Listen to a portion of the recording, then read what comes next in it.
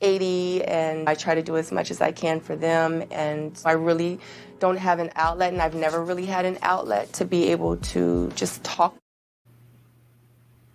Hey guys, welcome to another round with Jay and Sean. How are y'all today? We are here with me, the sexy tomboy, aka Jay.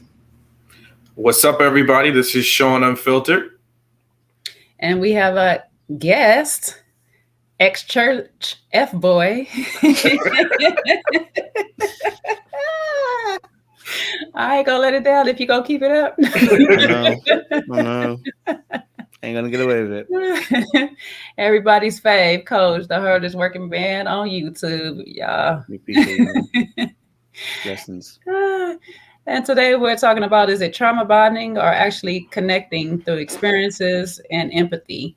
And so as we've seen just now, we just seen a little clip of TR Ready to Love, Sabrina and Walter. You know, they had bonded over a moment, over the taking care of the parents, so to speak, and actually losing a parent. So I just wanted to bring you fellas in to try to discuss what's the difference between trauma bonding and actually making a connection through empathy. So Sean. So I guess I would say, like, when we think about trauma bonding, it's almost like there is a it's almost like a pattern of a person being abused, and then the abuser, and then together they're kind of in this toxic bond that's a cycle that they get caught up in, whether it's verbal abuse, physical abuse, emotional abuse. So they're pretty much in this kind of like spin cycle of a relationship where somebody's getting abused and another person is doling out that abuse in some type of level, and that's keeping those two together. So that's what my understanding of trauma bonding is. Connecting with empathy is, you know, where we can understand each other because maybe we have a shared experience, or, you know, I'm empathetic to your situation, so I'm able to understand just on this core basis of, you know, us being two human beings, and I'm able to see like, wow, you know, Jay's been through a lot, and I just, you know, I feel compassion for her, and we kind of talk through a situation. So that's my understanding of it. Code. Well, I think Sean's explained it quite clearly. That's what true trauma bonding is. It's with abuser and enabler, and the cycle they find themselves in, where the abuser will try to almost bring it highs and lows intentionally to try and create that roller coaster effect. So the person gets addicted to those ultimate highs by using the crazy lows. But then people will use trauma bonding as a general term to mean two people that are kind of bonding over trauma, or that actual real definition doesn't have anything to do with that particular definition. So I understand sometimes when people are saying trauma bonding, what they mean is two people are bonding over their trauma. And I think the difference between trauma bonding and empathy actually is, I think, more closer towards the patterns of behavior. In terms of, for instance, what we're about to see on the show, if the two keep sharing traumas that bind them together. So your relationship has a larger extent of feeling like we are deep and connected because of these traumas. Then we've got an issue, right? So you've got to have more than just the traumas that are bonding you. Everyone has their own traumas, but for instance, let's say me and you, Jay, let's say both of us haven't got fathers, and then we bond on the fact that, okay, we haven't got fathers, right? It's actually not a good place to start a relationship by saying we it's great, you've got no father, I've got no father, and, you know, we both understand each other. You might not want to bond on that, right? Because if someone gets the healing in that area, that person is not the same person who you bonded with. And that's the problem with those kind of relationships where people bond on those kind of things, and make it as if their relationship's built on that. And you brought up a good point of how you start. So, you know, it was about, I think, the start for me. And so I'm going to play this quick clip real quick. And with Sabrina, I remember seeing her like, wow, that's a beautiful woman. I still feel like we need to have some deeper conversation on like some real stuff. Like Okay. So after seeing that clip, would you feel like this is about to start entering possibly a trauma bonding situation? You know, he wants to have real deep conversation. He feels like they need to talk about some deeper stuff. And granted, we don't know what the deeper stuff is and what it leads to at that moment. But when it does open up, could this be potentially seen as a moment for this type of bonding? Or is it really, I'm just really trying to make a real connection with you or whatnot, and I just feel like you have deeper thoughts that you want to share? Anyone? Can I use Sean? Sean, you flinched 2 times behind your glasses. That's what we're doing. I see it. All right, okay. So I would say it's too early to tell. I think it depends on the person's intentions, right? And it's normal, I would say, in a setting, especially like this, where you're trying to make decisions really quick, off of a group of people. You're in like a speed dating kind of environment. So you want to kind of get to some level of substance to see if it's going to be worth your while. So I would say in this kind of setting, you know, saying, you know, listen, I like the surface of her was attractive to him, but I want to see who you are. I think that makes sense. Now, if this is your first date and within 30 seconds, you know, a guy or somebody else is like going at it like that, I would say that might be a setup for, you know, them trying to get you to reveal your cards for potential manipulation down the line, right? Again, and this is just me looking at 2 different situations and saying it could go in that direction, but I don't see it based on the circumstances, because I think sometimes what happens is people get these buzzwords, whether it's trauma bonding, toxic, you know, or you name it, and they just kind of like cut and paste it everywhere, right? But sometimes we just got to look at the situation for what it is. So that's how I see it. I get that, especially on that first date situation and stuff. And I've been in some of those situations where, you know, kind of just meeting a person, I might have kind of known of them or whatever, but we just kind of actually sitting down, and you have those people that just make you feel just really comfortable enough to share, you know, things that you probably wouldn't have shared right away. And so, and then you have those people where it's just like question into it. It's no free form into the conversation. It's just, I just need to know about you. And they're never giving you anything about them. You know, and so I definitely see that in that first date situation, red flag, like back up, bro. Like you're just kind of coming at me too much and you're asking too much about me. Where's your angle? What are you trying to use this for? Like, I don't know. Go. Yeah, I'm with Sean and yourself on this. I think he wanted to have maybe some deeper intellectual conversation. It happens to fall upon the fact that it went to that particular area where she has shared a part of her heart. I don't think it was a purposeful trying to explore whether she had deeper issues or anything like that. I think also as well, what he's gone through, I think it will always make a person look for, I guess, a level of depth, because, you know, if you've gone through very hard times, your mind is different. You know what I'm saying? You see the world much more differently, you know what I mean? Because you've gone through such painful experiences. I think you think on a more deeper plane. You see life not so materialistically. You see things so much. The way that life is viewed is different, you know what I mean? So maybe when he was saying have a deeper conversation, he wanted to go beyond the surface. You know, a lot of us here, this is why we're here, right? This is why we're here. We're here because we don't have those surface conversations. We go deeper and we go underneath the surface.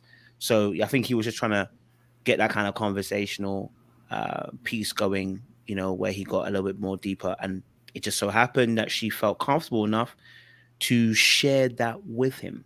But yeah, I guess you have to weigh up each situation on its own merit, because some people might use it for manipulation, and generally some people just really were just having a conversation with you, and the conversation naturally flowed there. So like I said, if the conversation keeps going there and that's the only thing they keep going on, then we've got an issue. But I think it was just one conversation, and hopefully we'll get to see more lighter conversations as the show goes on. What I noticed too when you watch the episode is the time period of where they start off is still kind of light outside. And he makes a comment, and I mean, I have the clip, but I don't want to play it. But he makes a comment of where he's actually saying the conversation was just so good, we could talk about anything and we could just keep going. And so there's kind of still some light outside. And then when you get to the part where they're actually talking about her parents, it's dark now. So they've been talking for a while. So their conversation has been flowing for a while. And it just happened to get to the point of her saying, well, I don't know if I told you about my parents or not, and it might have led into, it might have been a question that led into it that just said, so what's going on in your life? It could have been that simple. And it was just trying to figure out really what's going on in your life. And it's just like, oh, well, let me just tell you what I'm dealing with so you understand how I'm moving right now. If I say my time is limited, this is why, or whatnot. This part though, how do you guys feel about Got sick. I took care of my mom the last 3 years of her life. I'm running my own company. Yeah, it's I'm hard. working full time. Yeah. And then when I get home, I'm taking care of my mom all day. Now, this comes after her explaining, she's taking care of both her parents. They're in their 80s. Her mom is her father's caregiver, and she takes care of both of them at the same time. And he goes into saying, my mother died in my arms. Now, do you feel like that possibly can be like, oh, well, you had this experience, so let me tell you about my experience. And how does that work? We're going to switch it up this time because you laughed. Not you using my tactics. Learn from the best, baby. You know what? Again, I think it was a connecting moment. He saw that she was sharing her particular deeper kind of things that she's experienced in life, and he thought it was a good moment to share it. I actually didn't see any particular issues with that. Do you know what I mean? I think if I'm going to be highly critical, because I can't see the whole conversation, I'd have been like, I just hope that he gave her enough time to explain her whole situation without adding his one in there. You know what I mean? Because I think taking them aside, if you're ever in a conversation with somebody and they explain something deep like that, give them the room to finish their explanation without adding, I've also been through something like this. Because actually what it does, it takes away from their experience without giving them the chance to kind of finish it. But because I can't see the whole video, I can't give that as a context in this particular instance. But just for anybody else who's in a situation like that, if someone explains something deep, please hold your lip on the, I've been through it too. Okay, wait till they've finished it and you feel like they've come to a good end. Then you can explain, okay, look, I've also experienced something like this as well. It just means that you're allowing that person to stay in that spotlight and allowing that person to kind of explain, because they're choosing that moment to explore something that's happened to them that's very deep with you, meaning they trust you. And so in returning back that favor, it's about allowing them to stay in that spotlight and just allowing them to explain how they feel and share everything they're sharing. But I don't think there's anything wrong in that particular scene. I think it was just two people connecting, and he was sharing his experience. She shared her experience, and maybe that's why she felt so comfortable, because she realized he has the depth to be able to hold the information she's going to give him, right? Because he's been through something like that. He can hold that information. So yeah, I was cool with it, man. Now, Sean, I'm going to give you a slightly different question, because earlier that night he was talking to somebody else and he went to mentioning his wife being, passing away, and that experience of with his wife. Now, could it be seen, because this is the same episode, he's going to different women, could that be seen as he's trying to connect with women through traumatic experiences? or he's just an open brother? Well, that's a good question. I mean, I don't know that this is what I'll say, is I don't think that if that's what he's doing, is he's just using the traumatic situations. I think there are some men who use pity or know how to leverage stories or instances that are going to pull at a woman's emotional strings, right? And get, get him attention or disarm her in a sense, make her feel comfortable with him, based on a sad story. So yeah, that could be the case.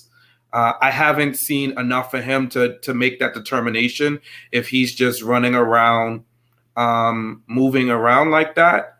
At this stage, it doesn't seem that way. But look, I can't definitively say, yeah, this brother is just, he's a player and this is another line. I haven't seen enough to show me that. But it very well could be the case. Or again, I think in this environment, it's like an incubator. So you're kind of told to move certain things quickly because you're going through a rapid fire experience, right? So episode after episode after episode, you're having to make decisions. You're on the chopping block, so to speak. So there might be like an impetus where people are going to want to put more things out there because we see that with some of the ladies, right? And sometimes it's to a fault, for them, and sometimes it's to a fault for the man. It just depends on how you're navigating that situation and who your actual audience is, right? Because I might say one thing to you and you're like, wow, I get that. And then I'd say it to the next woman and it just like, whoa, that was a lot too much too fast.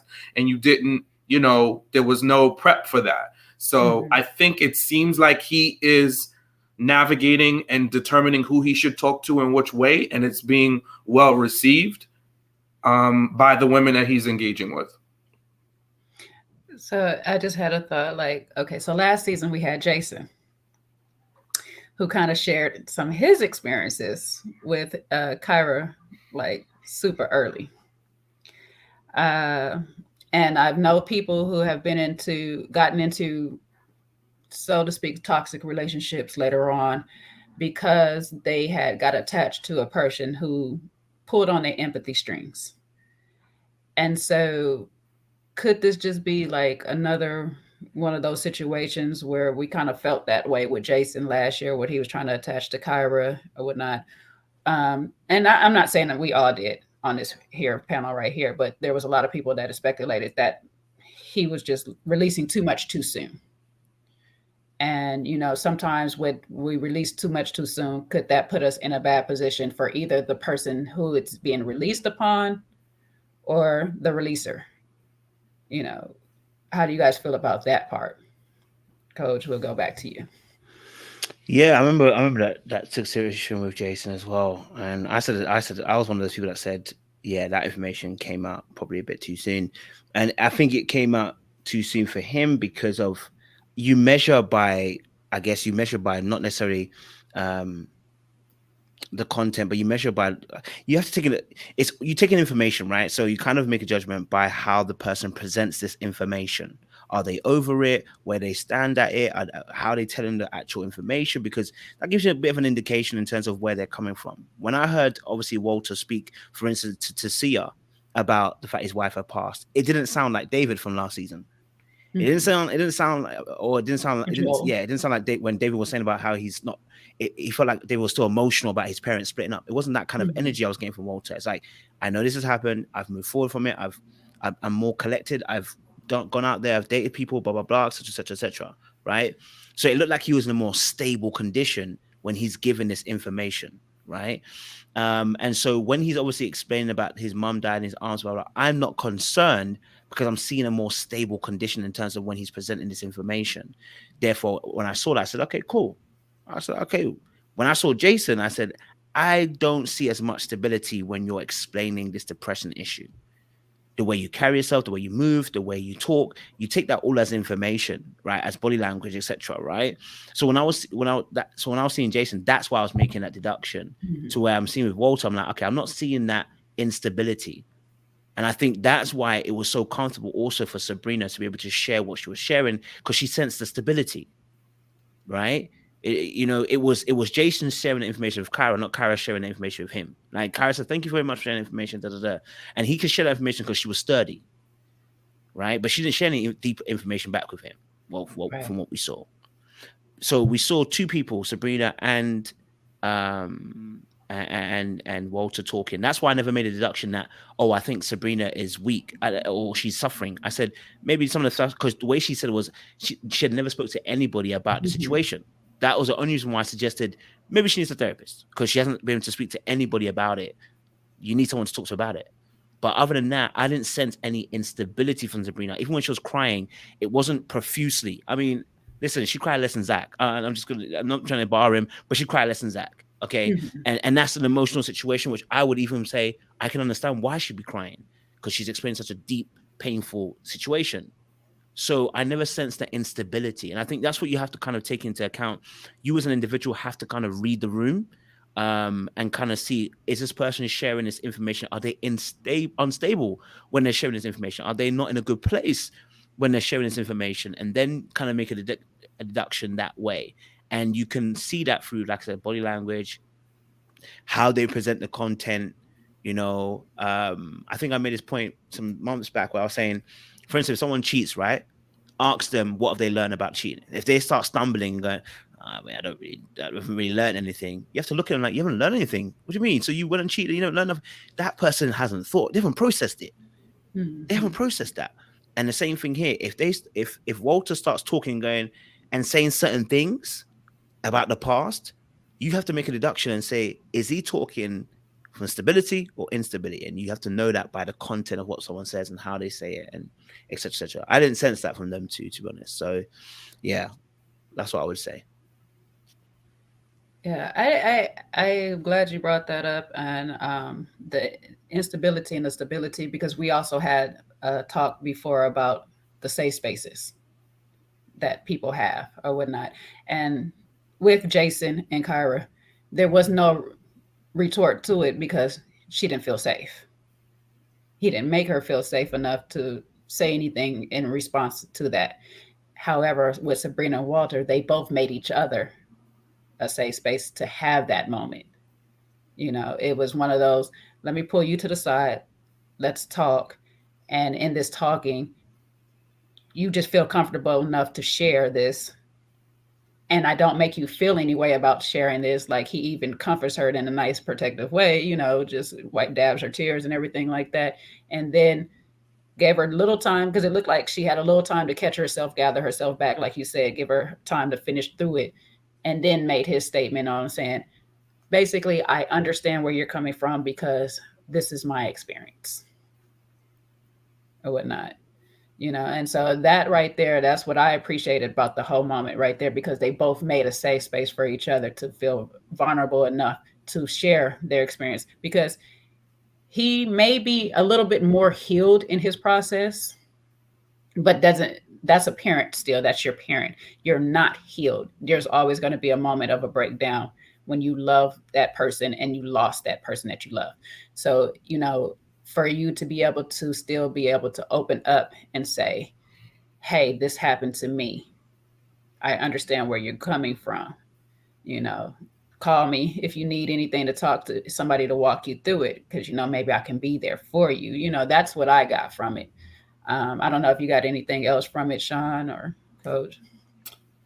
I'm thinking about another situation that played out on the show too, where it was, for me, looked like a red flag versus Walter. So I don't know if everybody remembers, but when I think it was during the casting special, and the gentleman's name, I believe it was Tyrone. He was in the military and he was born in Korea. Similar to, or no, he spent time in Korea where Sabrina was born in Korea. So he had spent time in Korea, but he was talking about his mom. And he said that growing up, he saw a lot of men in and out of his house and his mother was out there. But then he was like, he had to learn to deal with it. But to me, although he said at the end, I had to learn to, learn how to trust women, I don't know that the way he shared that gave me an indication that he truly was over that situation.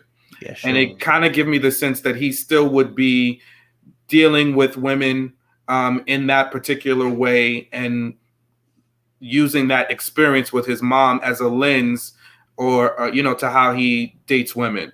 So that was, for me, it was like, you might have want to held back on that.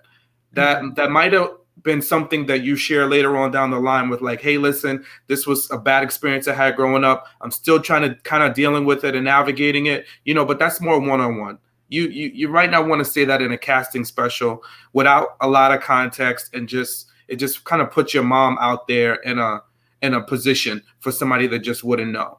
Right. No matter what her situation is, that to me was more red flag-ish potential for some real major issues down the line. I definitely hear that on that. That definitely was a red flag. Like, wow. I mean, because your mom, your mom is like, for a girl who has her father in her life, that's your first love. You know what I'm saying? And so, like, if that's how you feel about your mom, I can only imagine. And then you have no shame of talking about your mom like this. So I can only imagine me and you go through something and you start telling everybody X, Y, Z about B. Like, bruh, like, slow down. So, you already got a mouth on you, and there's no safe space, so to speak, with you, because your mom doesn't even have a safe space with you. Like, that's something that, you and your mom and a therapist might want to work through. Yeah. And I definitely agree with you on that. Walter does come well, like, put together. Like, he's, if not dealing, and I mean, when I say dealing, like really going through it enough to be like, okay, I'm in a sound space to be able to have conversations like this with people, and I peeped through his page. I guess he had, like, another brother had lost his mom as well and stuff. And so it was just like kind of a bond connection over, we're here for each other. Not so to speak, like, oh, we just connected because we both lost parents. It's like, no, we connected because we understand what it feels like to lose a parent. And that's why I had this discussion, because it's like everybody keeps saying trauma bonding, and everything is not trauma bonding. Some people just understand what you're going through. Like me and you, Sean, we shared our experience with taking care of a loved one and things, and it's not totally what she's going through, but we understand enough to say, hey, this is a difficult time. And like I said, I commend her for even going on this platform right now, because this is her getting her me time. And when you're taking care of somebody else to a point, it becomes a full-time job. There's no me time, so I commend her for even finding the time to just find her way back to living in the moment, because it's hard. It is a very hard place to be in, taking care of somebody else, especially a grown somebody else, so like, I'll play this one last clip. Hopefully this is the right one. Let me see. Felt that safe and vulnerable is amazing, because I haven't felt like that in a very long time with anyone. Yeah. And I know you said that therapy is needed and stuff, but Walter, brother, commend you for giving her that moment to breathe, to release a little bit, and making her feel safe enough in that moment, even with everybody watching. It's not easy to break down on national camera at that either. So for her to even feel safe, like, in her words, she felt safe. That's a good dude. Like, I love it. And I know you two brothers, you guys are good dudes too, because we done had many pretty, like, behind the scenes conversations, and it's everything under the sun has been said through the group and stuff. So, I commend you guys for being safe spaces at all times. because that's a blessing to have in this world. Like some genuine people that I can just say this. And technically, we haven't met each other prior to all the stuff coming out, but we were like going at it on conversations and everything. And it was just a blessing to be able to share that with other people, because we hold a lot of things in on our daily basis, and we don't realize it until we start to release it, how much it's really affecting us. And that's why I think her tears came out, because she's being strong, and she doesn't realize how that strength is just like tearing her apart a little bit on the inside and stuff. So, yeah, definitely for me, it was an actual connection just through empathy and experience. I don't think it was trauma bonding. The other situation, like you said, with Tyrone, definitely looking to trauma bond and toxic. Stay clear, ladies. Y'all be clear of it, because he don't sound like he quite healed from his experience and stuff. Any final words, fellas? Because we'll wrap it up from here. No one. Don't everybody. I thought Sean was pretty sure saw me, and I saw Sean in it. Yeah, both of us was like, I looked at him, and then he looked at me. I was like, we were like, who's on first? It was so cool. I love it. I'll go. So, I'll just say, like, in summary, I think we have these experiences. And some may call it like a catharsis, right? Where you just get a relief by having an emotional moment and an opportunity to share what's on your heart. And like what you were saying, Jay, it's just kind of weighing on you, and it's just like a healing in that moment of being able to express what you're feeling inside. So that's kind of how I saw the experience that Sabrina had with Walter. I would say the caution is you want to be careful.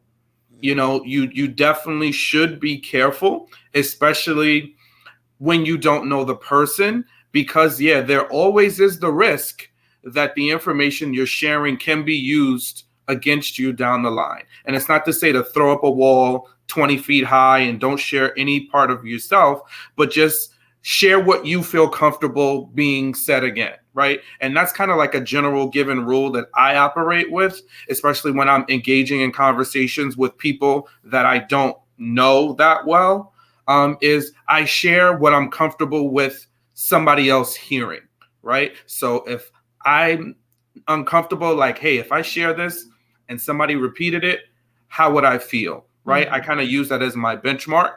And as long as I'm good with somebody else hearing what I say, then I think, I feel safe enough to say, you know what, even if it's something personal, if I wouldn't mind somebody else hearing it, then it's a good way to go. But, again, I think when it comes to our hearts, we should, exercise some level of caution and, just kind of wait and see in terms of how deep we do go with people, and when we choose to do that. Nice. Yeah. Sean said it also. I'd say the same thing, just exercise caution in how you release information. I always say this, you want to climb down the ladder, but you want to climb down the ladder while watching other person to see if they're also climbing as well. You want to kind of keep a balance. Don't go too fast. If the other person isn't going down with you, it's just so that just so you can maintain a little bit of an even pace. In sharing certain things, there should be levels in sharing information, and you should know what your levels are.